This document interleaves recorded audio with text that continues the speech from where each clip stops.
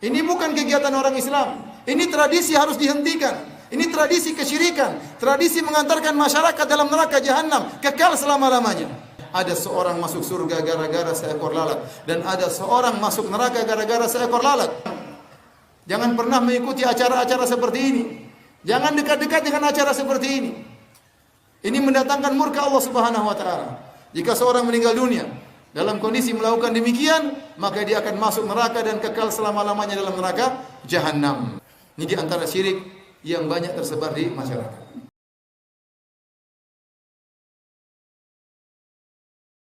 Menyembelih adalah ibadah yang sangat dicintai oleh Allah Subhanahu wa taala. Dan banyak ibadah-ibadah menyembelih. Kita menyembelih tatkala korban, kita menyembelih tatkala haji, kita menyembelih tatkala akikah, ya. Kita mungkin bernazar kemudian kita menyembelih karena Allah Subhanahu wa taala. Allah mencintai ibadah penyembelihan.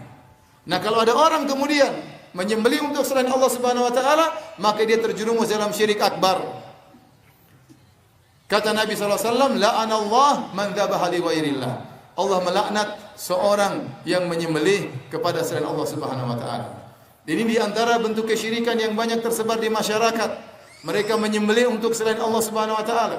Mereka menyembelih untuk jin. Mereka menyembelih untuk arwah. Ini kesyirikan. Tatkala ingin bangun rumah, khawatir rumahnya diganggu oleh jin, maka dia pun menyembelih ayam atau menyembelih kambing, kemudian darahnya ditumpahkan di tanah tersebut. Lihat ritual yang dilakukan oleh sebagian orang. Setiap tahun menyembelih kepala kerbau, kemudian diletakkan di lautan. Ini syirik akbar.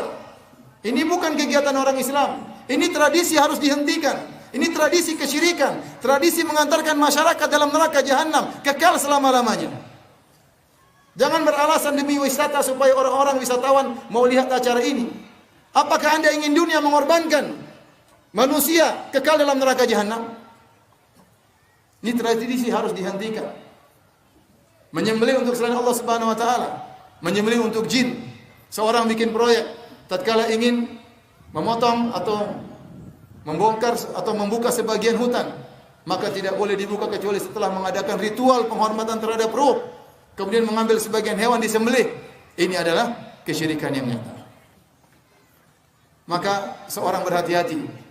Jangan sampai dia terjerumus dalam kesyirikan seperti ini.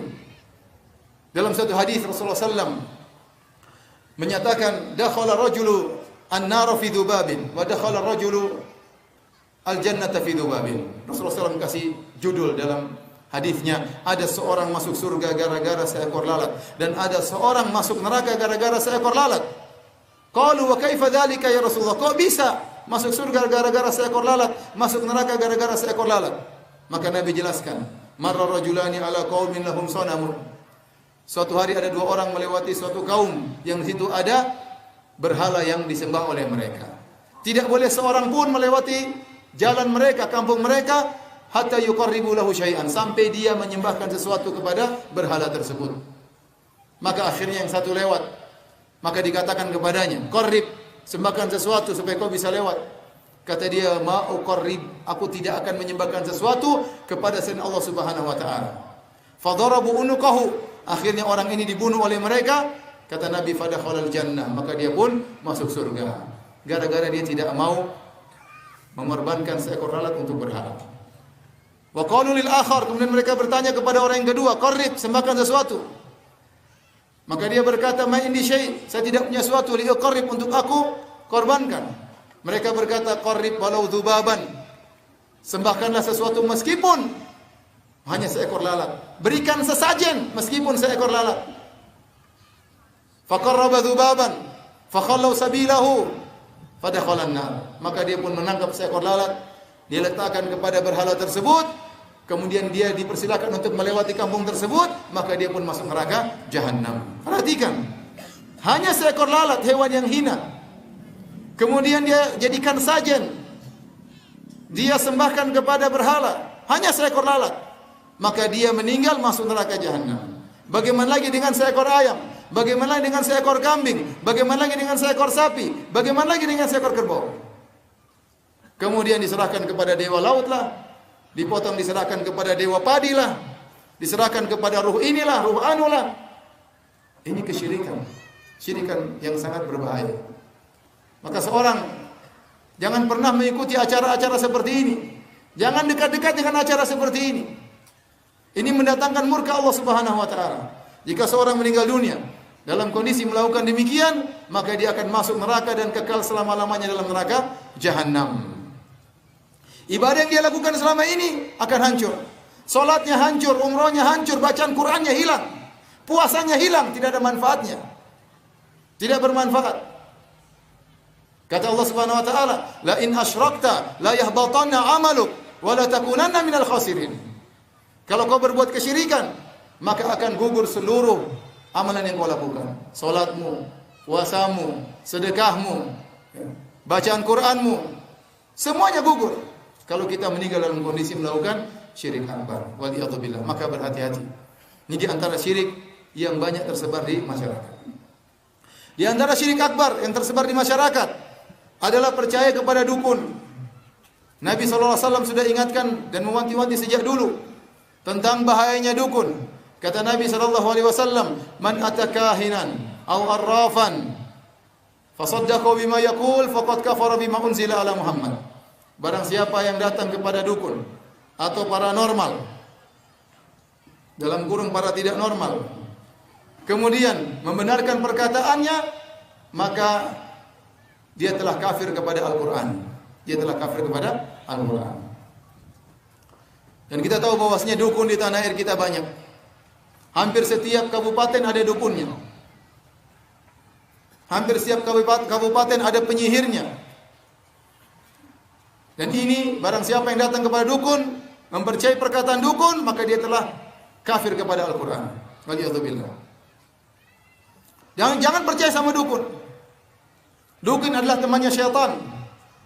Terkadang dia bisa meramal dengan benar. Kenapa? Karena dia bekerja sama dengan syaitan. Kalau dia benar, dukun tersebut, ngapain dia praktek jadi dukun? Bukankah dukun berkata, kalau Anda ingin kaya, datanglah kepada saya. Kalau Anda ingin mendapatkan istri cantik, datanglah kepada saya.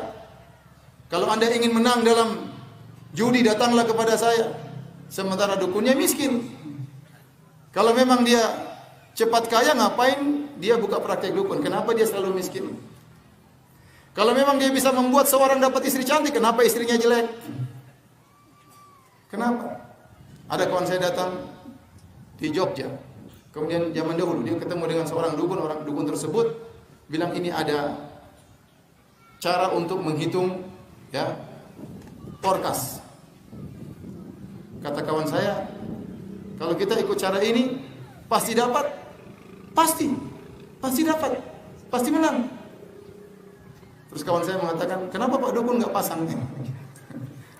Pak Dukun sendiri tidak pernah menang. Jadi jangan terpedaya dengan dukun. Oleh karena dalam Islam, dukun itu hukumannya dipenggal. Haddus sahir darbatun bisayf. Penyihir, dukun, hukumannya adalah dipenggal. Kenapa dukun bikin gelisah masyarakat? Membuat orang melupakan Allah Subhanahu wa taala. Membuat orang akhirnya hatinya terikat dengan dukun tersebut. Membuat orang terjerumus dalam praktek-praktek kesyirikan. Betapa banyak orang akhirnya keluarganya hancur gara-gara dukun. Betapa banyak orang akhirnya sakit, disantet gara-gara dukun. Makanya kalau ada dukun, jauhi dukun tersebut sejauh-jauhnya. Kita di tanah air ini, sebagian dukun benar-benar dihormati. Sebagian dukun benar-benar disanjung. Ini adalah kesalahan. Harusnya dukun adalah orang terhina. Orang yang rendah, temannya syaitan. Maka hati-hati jangan sampai kita pergi ke dukun bapak dan ibu-ibu.